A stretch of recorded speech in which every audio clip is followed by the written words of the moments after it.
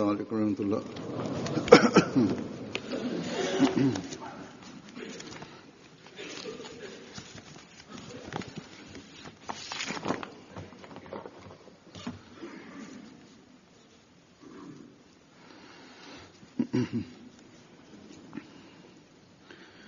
أشهد أن لا إله إلا الله وحده لا شريك له وأشهد أن محمدا عبده ورسوله أما بعد فأعوذ بالله من الشيطان الرجيم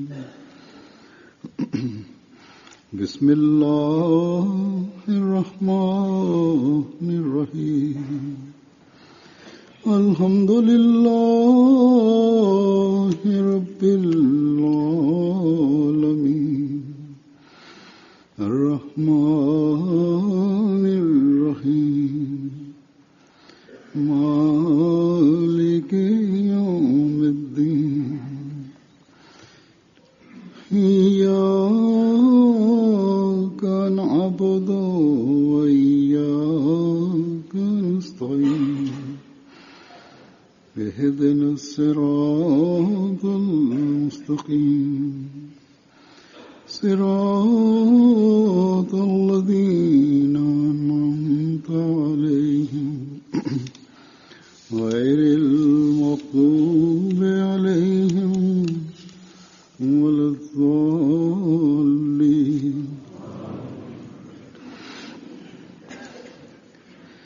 يا أيها الذين آمنوا كتب عليكم الصيام كما كتب على الذين من قبلكم لعلكم تتقون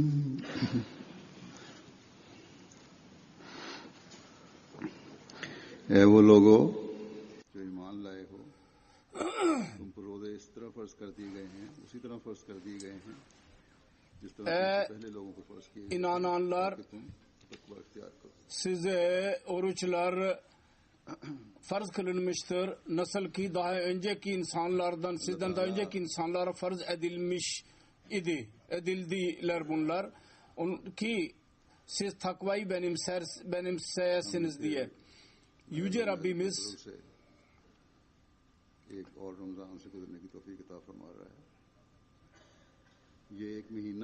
bize tekrar ancak kendi lütfuyla başka bir Ramazan'ın içinden geçmemizi bize nasip ediyor. Bu bir ay birçok bereketleriyle gelir. Yüce Allah der ki bu ayda size oruç tutmak farz kılınmıştır. Neden farz kılınmıştır? Sabahtan akşama kadar aç kalasınız diye mi bunlar farz kılınmıştır? Hayır. Yalnız takvayı benimseyesiniz diye size bunlar oruç tutmak farz kılınmıştır. Asıl takvadır. Birçok bereketlere sebep olur. Hz. Mesih Maud Aleyhisselatü Vesselam der ki daima oruçlu şunu göz önünde bulundurmalı. Yalnız bu kadar murad değil ki aç kalsın. Ancak Yüce Allah-u Teala'nın zikri ile meşgul olması lazım ki tebettül ve inkita nasip olsun. Tebettül ve inkita demek Allah-u Teala'yı sevmek ve dünya heveslerini geride bırakmak, geri itmek. Demek ki bu günlerde öyle bir durum olsun ki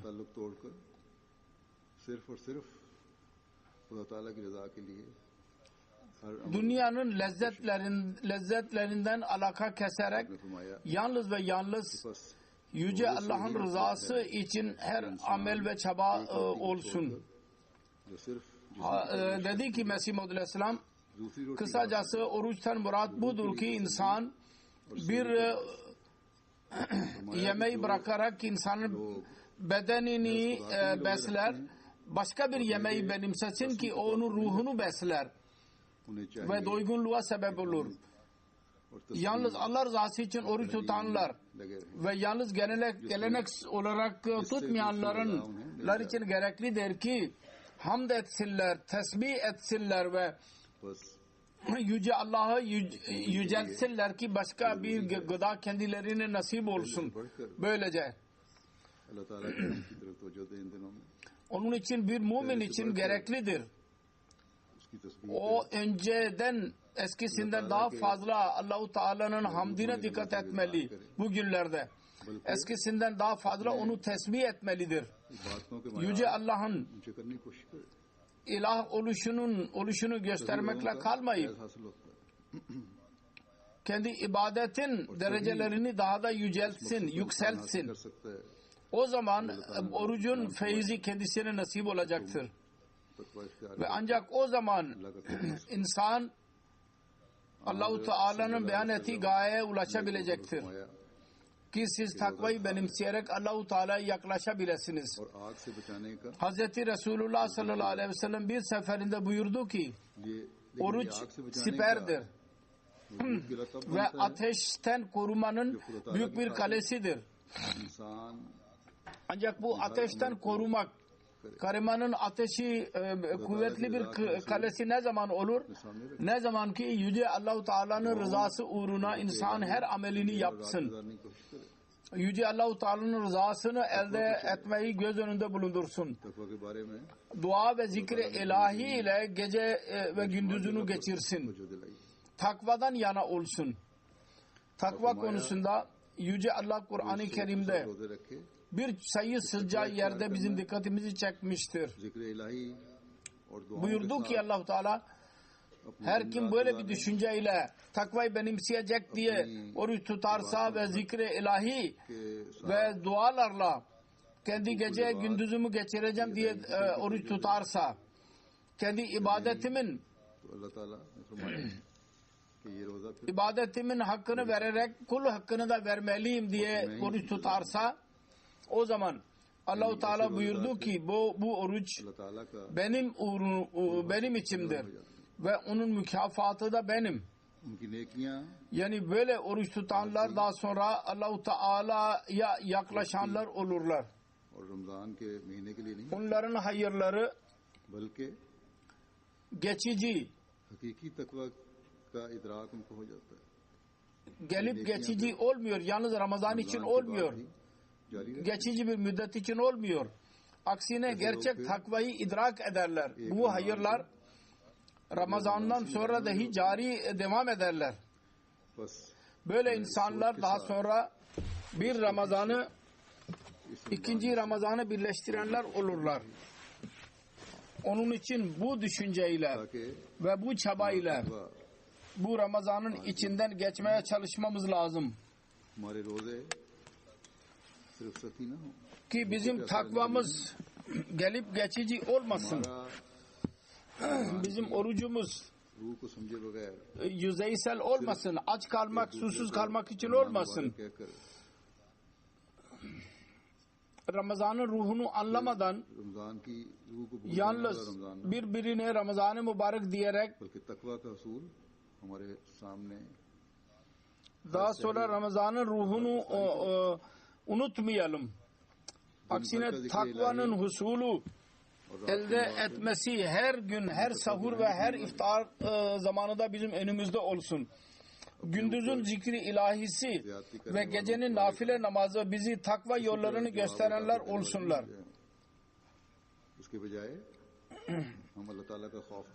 Kendisi üzerine aşırılık yapanlarının cevabını aynı şekilde verenler olmayalım. Aynı şekilde Allah-u Teala'nın korkusunu kalbimizde tutarak kendimiz üzerinde bize aşırı gidenlere, haksızlık yapanlara cevaben sessiz kalalım.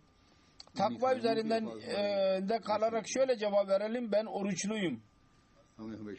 Her aşırılığına cevaben inni saimun kelimesi bizim ağzımızdan çıkmalı. Yani ben oruçluyum.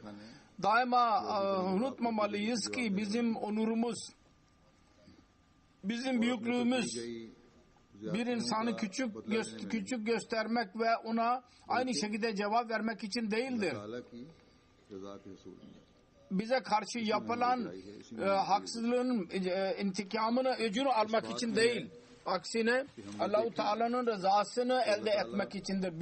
Bizim onurumuz, bizim büyüklüğümüz bundadır. Şundadır bizim büyüklüğümüz ki biz görelim. Allah-u Teala kime onur verir? Yüce Allah der ki inna akramakum indallahi atkakum. Yüce Allah'ın katında sizden en onurlu, en muttaki olandır.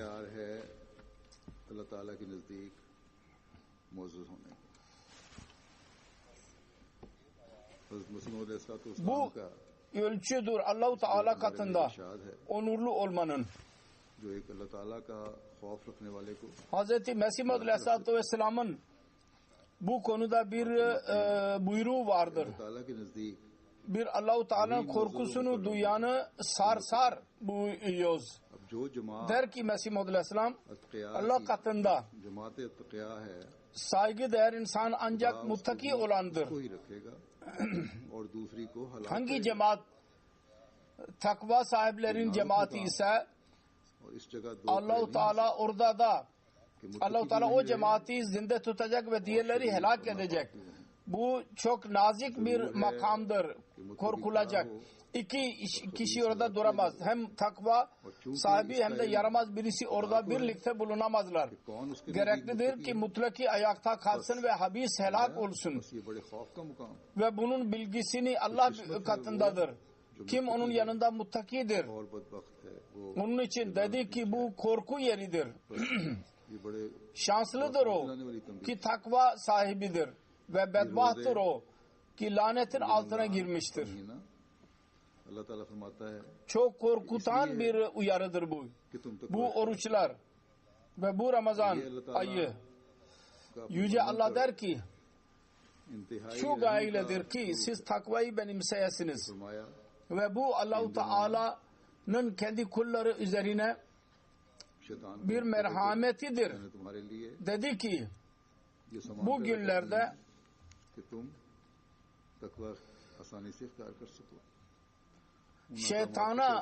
şeytanı yakalayarak ben sizin için yollar açtım. Siz takvayı kolaylıkla takvayı benimseyebilirsiniz. Buyruklara bağlı olabilirsiniz. Ya onlara bağlı olabilirsiniz. Bana yaklaşabilirsiniz. Ancak şimdi dahi eğer oruç ile birlikte ibadete zahiren dikkat ediyorsanız ve ancak bencilliğiniz ve yanlış onurunuza yakalanmış iseniz o zaman orucunuzun hiçbir faydası yoktur. Hz. Mesih Maud Aleyhisselatü Vesselam'ın biyetine girerek biz eğer bunları kırarak dışarı çıkmıyorsak ve yalnız Allah-u Teala'nın rızası ve onun takvasını benimsemeye dikkat etmezsek yahut etmiyorsak Mesih Maud Aleyhisselatü Vesselam der ki bu kötü ameldir. Ve zahiri takvanın ve zahiri takva ve dil, kalp, pislik bunlar aynı anda bir yerde bulunamaz. Korku yeridir. Ve bu korku yeri daha da çoğalır. Ki bir insanın takvasının kararını bir insan vermemelidir. Bu kararı dahi Allah-u Teala kendi elinde bulundurmuştur. Ve Allah-u Teala bu kararı elinde bulundurduysa o zaman yalnız tevbe, istiğfar, tesbih, tahmid ve Allah-u Teala'nın zikri ve korkarak geceyi gündüzü geçirmek ve Allah korkusuyla geceyi geçirmek bunun dışında bir çare yoktur. Bir kaçış yolu yoktur. Ancak bizim Rabbimiz çok seven bir Allah'tır. Bir Rab'dır. Biz ona kurban olalım. O der ki Faiz उठा Ben लो जितना उठा सकते हो Ramazan'da और kendi तकवा के kullarıma çok yaklaşırım. मेरे बताए हुए Onun तरीके से için चलने की कोशिश करो feyzi alın ne kadar alabilirseniz अपनी दुनिया और ve आखिरत takvayı benimsemek için benim söylediğim yollar üzerinde yürüyün जो एक महीने कि का टाइम हुआ है sizler dünyanızı ve akıbetinizi süsleyebilirsiniz. कि इसमें खालिसतन अल्लाह ताला के लिए की गई Bu नेकियां kamptır bir ay için kurulmuş olan. Bundan en fazla istifade edin. कई गुना Ki bunda haliseten Allah-u Teala için yapılan iyilikler sizi उठो genel günlerde yapılmış olan iyiliklerden kat kat daha fazla sevaba eriştirecek, के साथ संवारो verdirecek size sevabı. कि ये संवार Onun için kalkın ve benim buyruklarıma göre kendi ibadetlerinizi de süsleyiniz. Ve şöyle bir söz ile bunları süsleyiniz ki bu süsleme iyi biz daima zinde tutacağız. और इस इरादे से Kalkın. कोशिश करो Amellerinizi de güzelleştirin ve Allah-u Teala'nın rızasının uğruna yapın, uğruna. Ve bu iradeyle yapın ki दुनिया पर मुकदमा şimdi biz bunları अहद किया है kendi hayatımızın parçasını haline getireceğiz. Kalkınız इस महीने में हासिल करने की कोशिश ve dininizi dünyadan mukaddem üstün tutmanın bir sözünü verdiniz. Onun gerçek idrakını bu ayda elde etmeye çalışınız. को हमेशा सामने रखो Ve böyle bir düşünceyle yapınız ki şimdi bizim hayatımızın gayesi budur. या फतह Yüce Allah'ın bu buyruğunu daima gözlerinizin önünde bulundurun ki وَلَا تَشْتَرُوا بِآيَاتِ سَمَنًا قَلِيلًا मेरी आयतों के बदले ve İyyâye fattakûn. कीमत मत लो और मुझसे ही डरो यानी अल्लाह ताला फरमाता है Benim ayetlerime mukabil az bir fiyat almayın ve ancak benden दुनिया korkun. की ख्वाहिश न करो Yani Allah-u Teala der ki याद रखो benim sözlerim dindir. बिल्कुल हकीर चीज Onlara mukabil dünyayı arzulamayın. जो हम में से हर एक Unutmayınız. पैदा होनी चाहिए Dine mukabil dünya küçük bir şeydir. Ramzan का हकीकी फायदा उठा Değersizdir. İşte bu düşüncedir ki aramızdan her birimizin kalbinde, zihninde olmalı. Ancak o zaman biz de Ramazan'ın gerçek Ramazan'dan istifade edebiliriz. Sonra Allah-u Teala yalnız bu kadarla demiyor ki Allah-u Teala desin ki takvayı benimse bu benim emrimdir. खुदा ताला ने Ve emrime eğer uymazsan ceza göreceksin demedi. Aksine dedi ki bu takvanın faydası sana olacak. Sonra Allah-u Teala o faydalardan da bahsetti. शरीयत के तरीक पर Bunlar hem bu dünyanın faydalarıdır hem de ahiretin faydalarıdır. Allah-u Teala der ki eğer siz दोस्त हो जाएगा şeriatın yolu üzerinde yürürseniz ve buyruklara göre amel ederseniz Yüce Allah sizin veliniz ve dostunuz olacak. lan युगनू Dedi ki bu dünyalı insanlar, maddiyatı insanlar size asla fayda veremezler. İnnehum len yugnû anka minallahi şey'a. इसलिए लोगों की पनाहें तलाश करने के बजाय O insanlar Allah-u Teala'ya mukabil sana asla bir fayda veremezler. पनाह की तलाश करो Onun için Allah-u Teala'ya insanlara sığınacağına o kamil sığınmayı ara. और Ki o veliyün muttakindir. Muttakilerin velisidir. Yani Allah. कि जब तुम कोई भी काम O muttakilerin dostudur. Ve onun sığınacakları yerdir. मेरी रजा Sonra Allah-u Teala der ki siz her ne zaman bir iş, bir muamele benim uğruma yaparsanız, benim rızamı elde etmek için yaparsanız yahut yapıyorsanız, benim takvamı kalpte tutarak yapıyorsanız, o zaman Allah-u Teala böyle insanları sever. İnnallaha yuhibbul muttakin buyurdu Allah. Şüphesiz Allah takva sahibi olanları sever. उसे तो दुनिया की नेमतें मिल Her kim Allah-u Teala'nın sevgisine nail olursa ona başka ne gerek?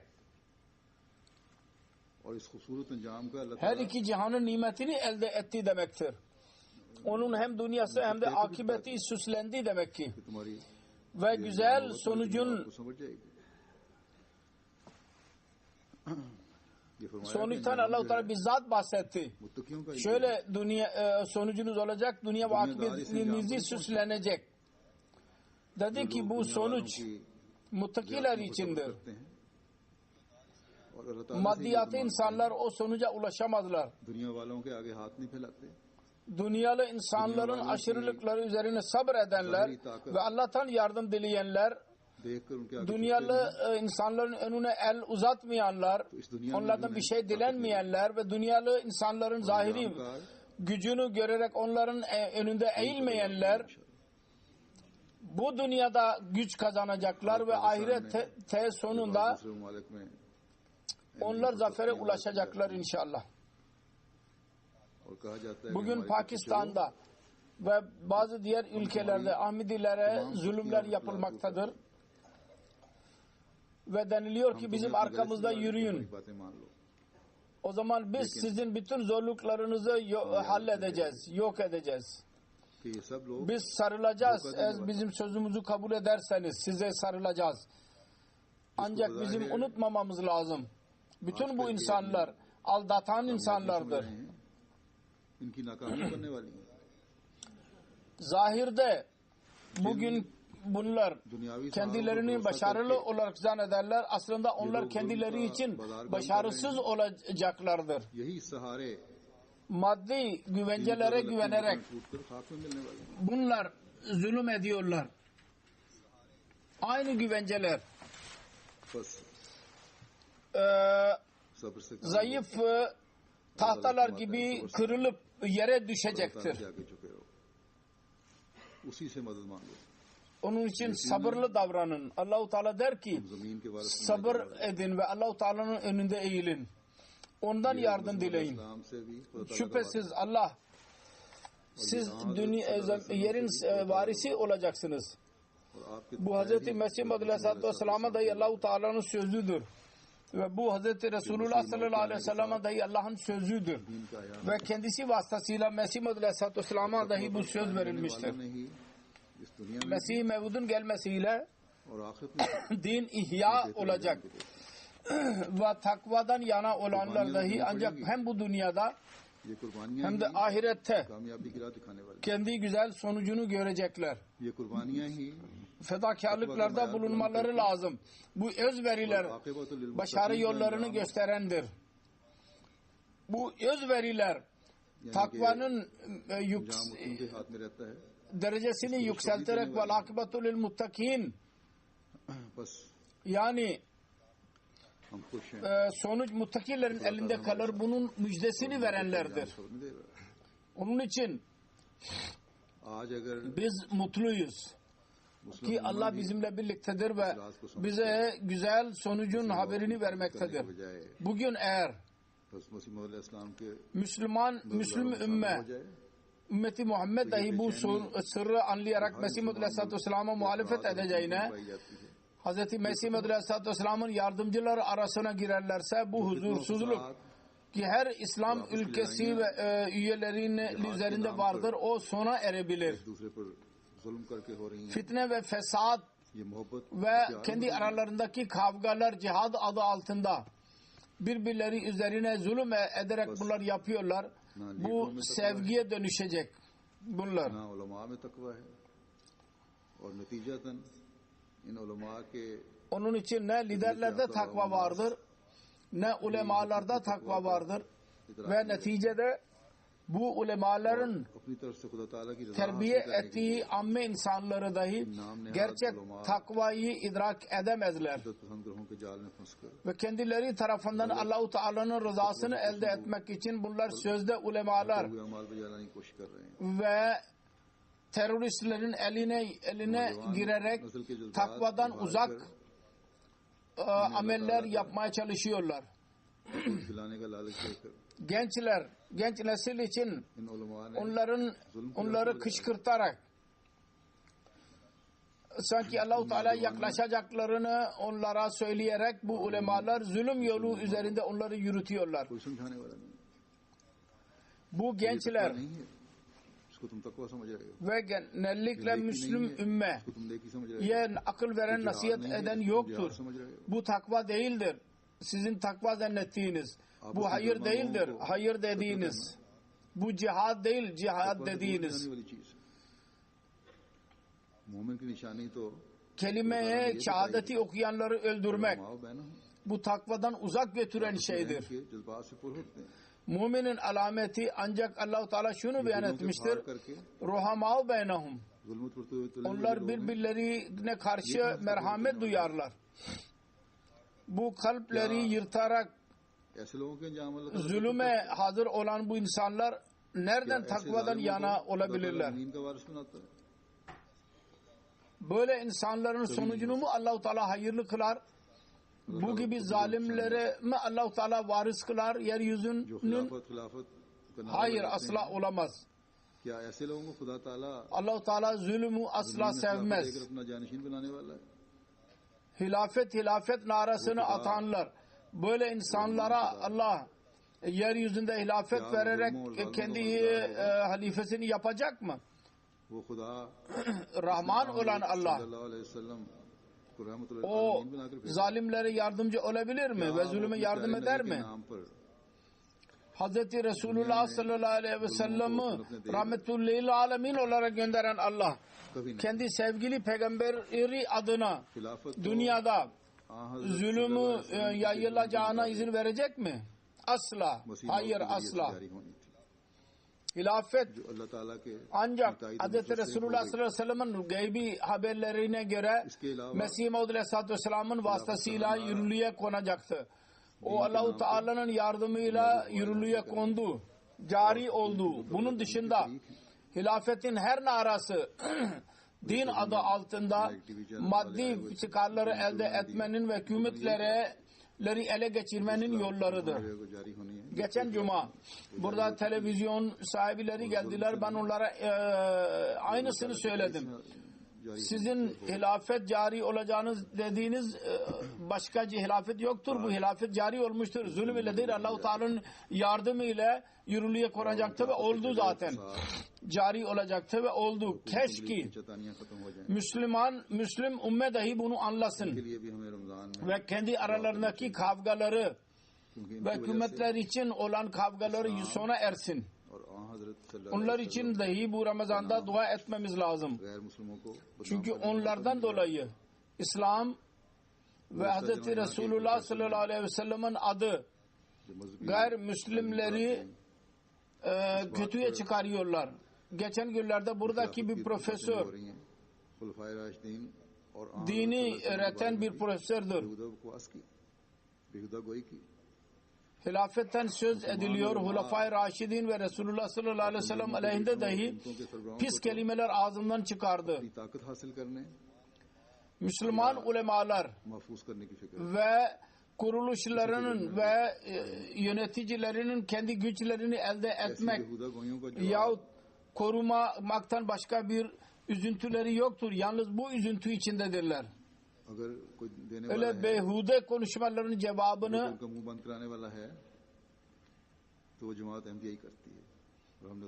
eğer veren varsa, eğer onların ağzını susturan varsa ancak Ahmediye cemaatidir ve biz ona cevap verdik zaten.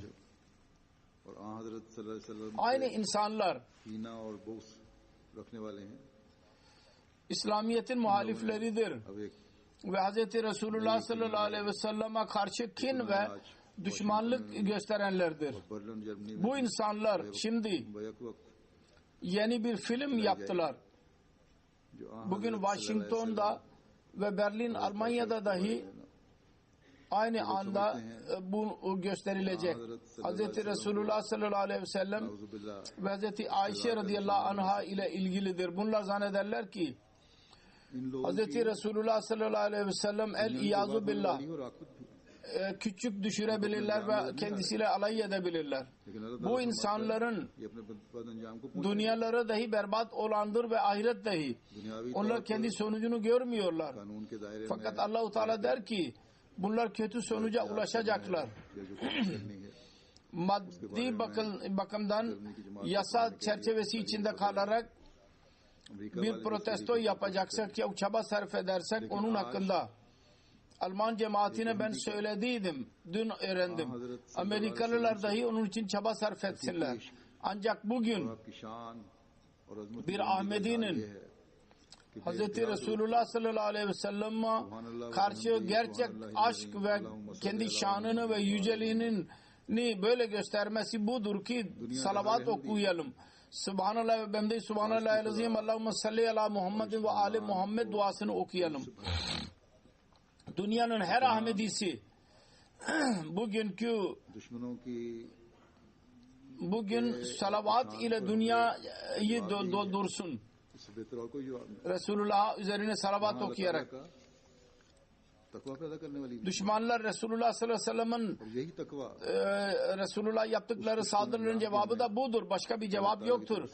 Aynı yerde bu takvayı yaratan bir şeydir ve aynı takva güzel sonucu bize Allah Teala tarafından müjde vermektedir. Onun için Allah Teala dedi ki vel akibatu lil muttakin, akibet muttakilerindir. En güzel sonuç muttakilerindir. Bu düşmanın, İslam düşmanları yok olup zerre olup uçacaklar ve en güzel başarı müminlerin ve muttakilerin eline geçecek inşallah. Müslüm ümmet dahi bunu anlamalı ki bu şeytani ve deccali kuvvetler çok büyük kurnazlıkla birbirlerini çarpıştırıyorlar. Bunlar zannediyorlar ki fırkadır. Fırka niye? Fırkalar birdenbire ortaya çıktı. Dış güçler vardır ki bu fitneyi yarattılar. Ki İslamiyet'in adını çıkartsınlar. Ve ondan sonra yapabildiklerini İslam ve Müslümanın adını çıkartsınlar. İç saldırı birbirleriyle çarpıştırarak onlar yapıyorlar. Bu güçler ve dış saldırı kötü filmleri yaparak Resulullah sallallahu aleyhi ve sellem ve İslamiyet'in talimatı hakkında çirkin sözler söylerler ve bunlar bilirler ki bunun tepkisi olarak Müslümanlarda bir ızdırap, bir öfke olacak ve ondan sonra yine dünyada fesat olacak. Onu ele geçirerek tekrar bunlar İslamiyet'in adını küçük düşürecekler. Bu şeytani güçler öyle bir şeytani bir devir yarattılar ki Müslümanları ondan dışarı çıkaran yoktur. Bir yol varsa da onu bunlar inkar ediyorlar. Onun için bu yönden dahi Müslüm ümmet için çok dua edin. Yüce Allah onlara akıl versin, onlar görsünler. Kimin hayırlı sonuçlarından Allah-u Teala bahsediyor. Keşke bunlar Mesih Muhammed Aleyhisselatü Vesselam'a inanarak İslamiyet'in zaferinin manzaralarını görsünler. Görenler arasında bulunsunlar. Onlara katılsınlar. Diğerler elinde hakkında ben bazı sözler söyledim. Sonuçları hakkında. Onu dinleyerek bizim yalnız buna teselli göstermemeliyiz ki biz Mesih Muhammed Aleyhisselatü Vesselam'a inandık. Ve hilafetin nizamı aramızda mevcuttur. Ve biz bir nizama tabi olarak yürüyoruz. Oruçlarla birlikte takvanın derecelerini yükseltmeye dikkatimizi çekerek Yüce Allah her üyenin sorumluluğunu ileri sürmüştür. Cemaatin bereketleri ile ve hilafetin bereketlerinden payı almak için Mesih Muhammed Aleyhisselatü Vesselam'ın biyetine girmenin en güzel bir şekilde istifade etmenin, Resulullah sallallahu aleyhi ve sellem'in ümmetine girmenin en güzel faizini elde etmenin, Allah-u Teala'nın gerçek kulu olmak için takva gereklidir. Ve bu Ramazan ayı bu takvada ileri adım atmanın bir yoludur. Bundan istifade ederiz. İstifade ettiğiniz kadar. Ne kadar mümkünse. Onun için her cemaatin üyesi ve her mümin isteyen her insan kişisel olarak muhasebe etmeli. Takva derecelerini daha da yükseltmeli. Ve bunun için Yüce Allah bizim için şöyle bir yol bize göstermiştir. Dedi ki وَهَذَا كِتَابٌ أَنْزَلْنَاهُ مُبَارَكٌ fattabi'uhu हमने उतारा है wattaqu और ये बरकत वाली la'allakum turhamun. पैरवी करो Bu Kur'an öyle bir kitaptır ताकि तुम पर ki biz onu indirdik ve bu bereket doludur. Buna tabi olun ve takvayı benimseyin अगर फलाह के दरवाजे ki merhamet edilesiniz. Onun için eğer Ramazan'dan feyiz bulmak istersek, güzel sonucumuzu görmek istersek, başarı yolunu bize açtırmak istersek, Allah-u Teala'nın merhametine ulaşmak istersek, Allah-u Teala'nın lütuflarına varis olmak istersek जो इस्लाम के नाम ve hiç liderleri olmayan ve dağınık gibi insanlar gibi olmak istermezsek, onlar din adı altında onların hislerini kışkırtan her birisine yakalanırlar. Eğer biz onlar gibi olmak istemezsek o zaman Allah-u Teala der ki Kur'an-ı Kerim'in buyruklarına bakın. Ona göre hareket edin. Onun güzel idrakını elde edin. Bu zamanda Mesih Maud Aleyhisselatü Vesselam'ı Allah-u Teala göndermiştir. Onun gözüyle Kur'an-ı Kerim'in buyruklarını inceleyiniz. Çünkü Allah-u Teala ona öğretmiştir. Ve Hz. Resulullah sallallahu aleyhi ve sellem'in gerçek sevgisi ile bunu öğrenmiştir Mesih Maud Aleyhisselam.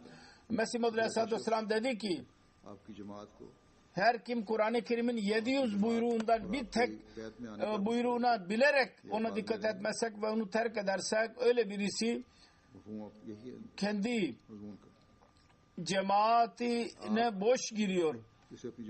Boş olarak iddia ediyor benim cemaatime girdiğimi. Bu benim kelimelerimdir ama anlam aynıdır diyor. Mesih Maud Aleyhisselatü Vesselam öyle birisinin kendi cemaatinin girdiğini zannetmiyordu, kabul etmiyordu. Onun için daha önce bir iktibasını okudum, bu korku yeridir. Şüphesiz Allah Erhamur Rahimindir. Çok merhamet edendir. Ancak Yüce Allah der ki benim merhamet kapılarım onlara daima açılı kalacak ve açılmaya devam edecek. Ki kim takvadan yana olarak beni buyruklarıma çaba sarf ederse onlar üzerinde benim kapılarım daima açılmaya devam edecek. Onun için bunun bereketlerinden istifade edin. Hiçbir buyruğu küçük görmeyin. Çünkü asıl yol budur. Takva üzerinde yürüten ve muttaki yapandır. İnsan bazen Allah-u Teala'nın buyruklarını, bazı buyruklarına önem vermez. Ki dünyanın faydaları onun gözlerini kapatırlar. Zenginlik, evlat, ticaret, dünyanın diğer eğilimleri kendisinin hoşuna gider. Ve onları elde etmek için bazen öyle hareketlerde bulunur ki onların takva değil, genel ahlak vasıflarıyla dahi uzak bir alakası dahi olmaz. Yüce Allah der ki bu gelip geçici maddi faydalar için siz dinimi unutuyorsunuz ve benim buyruklarıma göre amel etmiyor musunuz? Siz zannediyorsunuz ki yalan söyleyerek bir maddiyatçı bir insanı yağ çekerek başkasının malına hıyanet ederek siz dünyadaki faydaları elde edebileceksiniz. Birinin hakkını yiyerek zulüm ile kendi paranızı çoğaltabileceksiniz. Dinleyiniz. Her çeşit rızık Allah-u Teala tarafından gelir. O bütün paraların kaynağıdır. Eğer Allah-u Teala istemezse siz o parayı hiçbir zaman elde edemezsiniz. Eğer gelip geçici olarak onu ele geçirirseniz bu para sizin için hayır değil, kötülük olacaktır. Şer olacaktır. Sonunda Allah-u Teala sizi yakalayacak. Onun için eğer siz Allah-u Teala'nın cezasından kurtulmak isterseniz Allah-u Teala der ki helal rızkı arayınız. Ve helal rızık muttakilere nasip olur. Ve Allah-u Teala tarafından gelir. Ve öyle yollarla gelir ki genel bir insan onlar hakkında asla düşünemez dahi. Yüce Allah der ki وَمَنْ Yettakillaha yecellehu mahracan ve yerzuku min haysu la yahtasib ve men yetevekkal alallahi fehuve hasbuhu. Her kim Allah-u Teala'nın takvasını benimserse Allah onun için mutlaka bir yol çıkaracak ve bilmediği yoldan kendisine rızık verecek. Ve her kim Allah'a tevekkül ederse Allah onun için yeterlidir. Mesih Muhammed Aleyhisselatü Vesselam bu konuda der ki unutmamamız lazım. Biz takva ve taharata ne zamana kadar ilerledik? Bunun yüksek seviyesi Kur'an'dır. Eğer Kur'an muttakilerin alametlerinden bir alametini şöyle beyan etmiştir. Allah-u Teala muttakiyi dünyanın pis işlerinden serbest ederek onun işlerine kefil olur.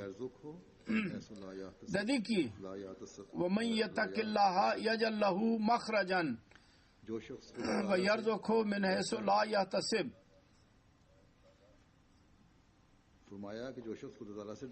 Her kim Allah'tan korkarsa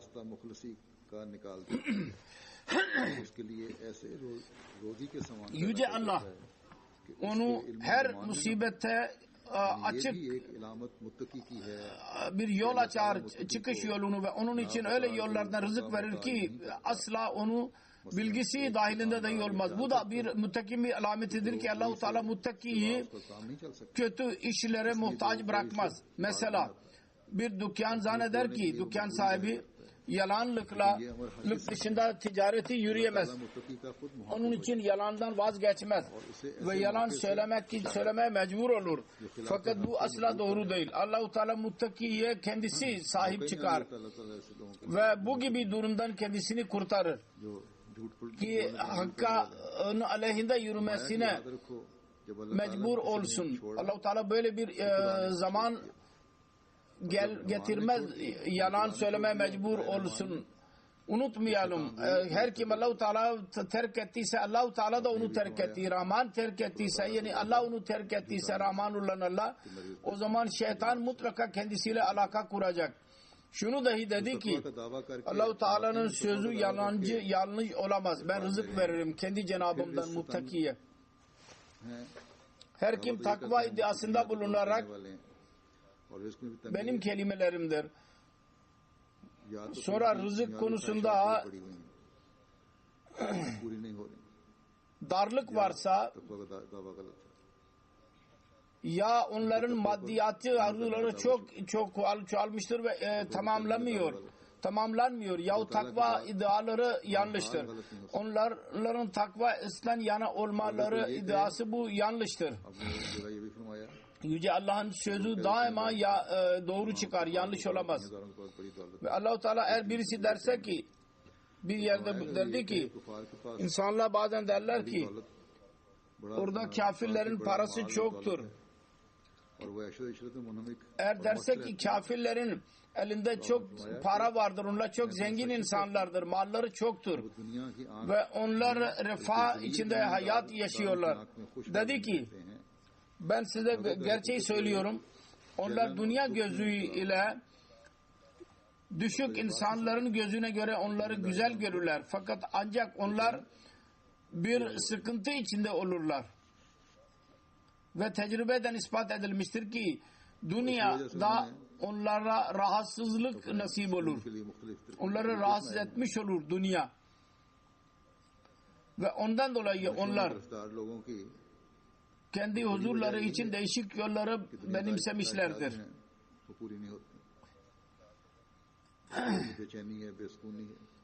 Değişik sarhoşluklara katılmış olan insanların dahi durumu öyledir ki onların sarhoşlukları tamamlanmaz. Daima huzura muhtaç kalırlar. Onun için eğer birisi muttaki ise ve Allah-u Teala'nın rızasına elde ulaşmaya çalışıyorsa az bir şeyle de teselli bulur.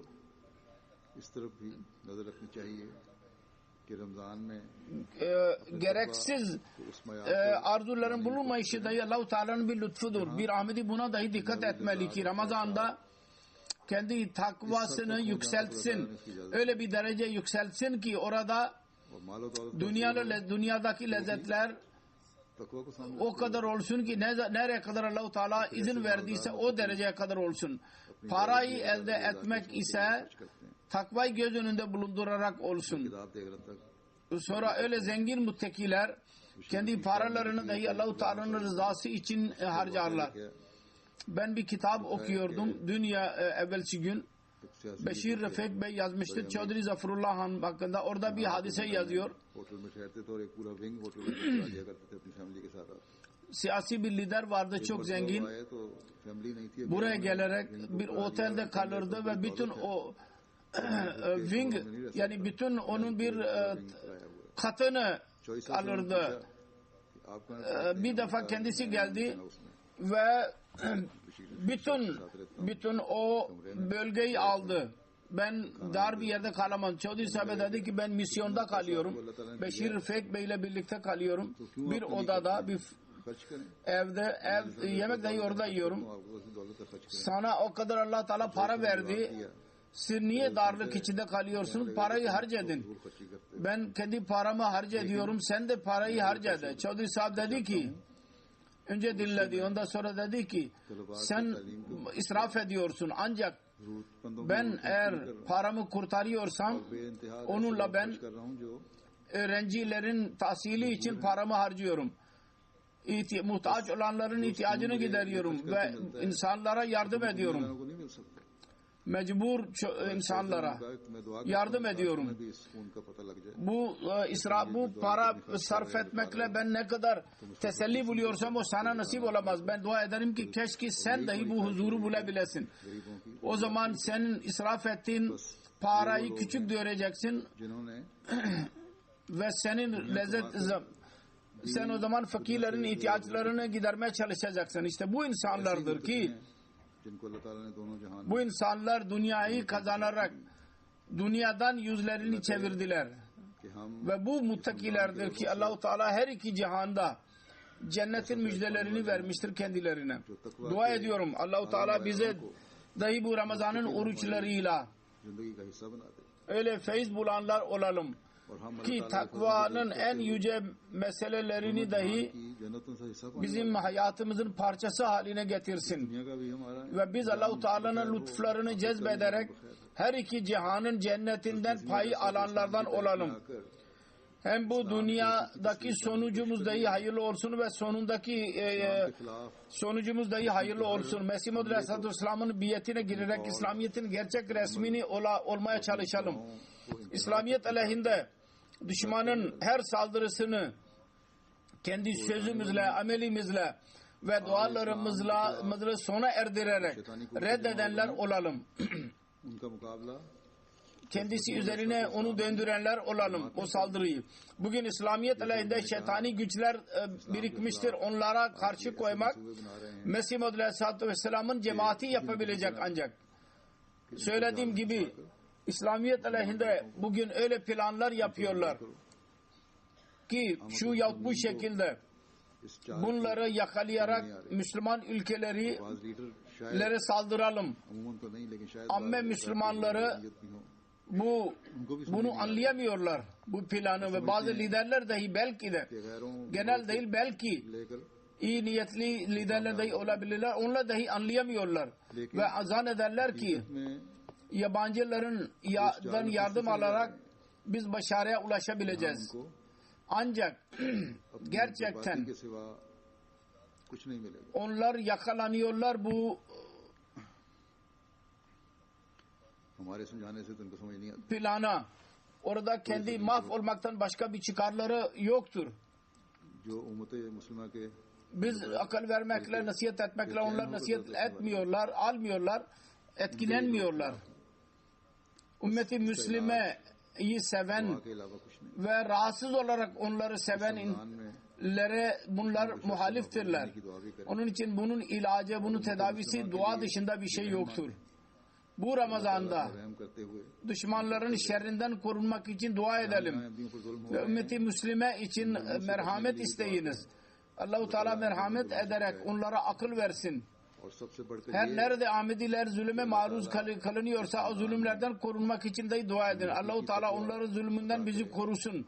Ve en fazla şu ki Allah-u Teala bu Ramazan'da bize gerçek takva nasip etsin ki biz Allah-u Teala'nın rızasını elde edenler olalım. Ve onun yardımıyla ve lütfuyla dinin muhalifleri ve İslamiyet'in düşmanlarını başarısız kaldıklarını görelim. Allah-u Teala Ramazan'da bizim aramızda bir inkılap yaratsın. Gerçek inkılap. Elhamdülillah Elhamdülillah nahmaduhu ve nestainuhu ve nestağfiruhu ve nu'minu bihi ve netevekkalu aleyh ve na'udzu billahi min şururi enfusina ve min seyyiati a'malina. من يهده الله فلا مضل له ومن يضلل فلا هادي له ونشهد أن لا إله إلا الله ونشهد أن محمدا عبده ورسوله. عباد الله رحمكم الله إن الله يأمر بالعدل والإحسان وإيتاء ذي القربى وينهى عن الفحشاء والمنكر والبغي يعظكم لعلكم تذكرون. اذكروا الله يذكركم وادعوه يستجب لكم ولذكر الله أكبر.